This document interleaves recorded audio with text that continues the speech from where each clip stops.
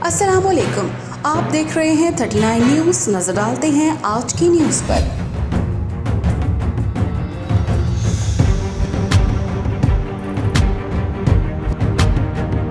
तफसीलात जानते हैं अपने नुमाइंदे मुनीर अहमद मलिक से। पाकिस्तान मुस्लिम लीग नून फ्रांस ने एक तवील अरसे के बाद अपनी कुव्वत का मुजाहरा किया है। पाकिस्तान मुस्लिम लीग नून ने एक कन्वेंशन का इनेकाद किया जिसमें कारकुनों की कसीर तादाद ने शिरकत की। एक अरसे के बाद पाकिस्तान मुस्लिम लीग नून के कारकुनों को इस तरह इकट्ठे होते हुए देखा गया है।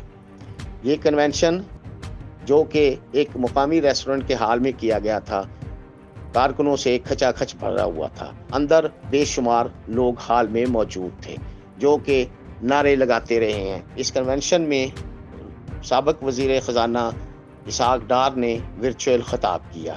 उन्होंने अपने ख़िताब में इस मौजूदा हुकूमत को कड़ी तनकीद का निशाना बनाया। उन्होंने कहा कि हम जब 2018 में इस मुल्क को छोड़ कर आए थे तो ये मुल्क तरक्की की तरफ गामजन था।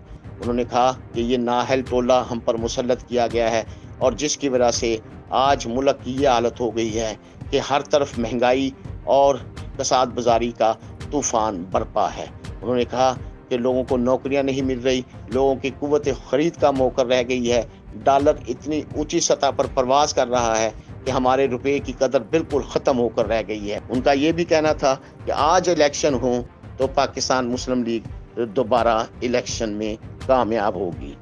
इस कन्वेंशन में शिरकत करने वालों में जावेद शेख, शकील भट्टी, मलक सहरी, राव तायरी, मलक नासिर, सईद शेख, राशिद भट्ट और दीगर मुस्लिम लीग के बेशुमार कारकुन शामिल थे।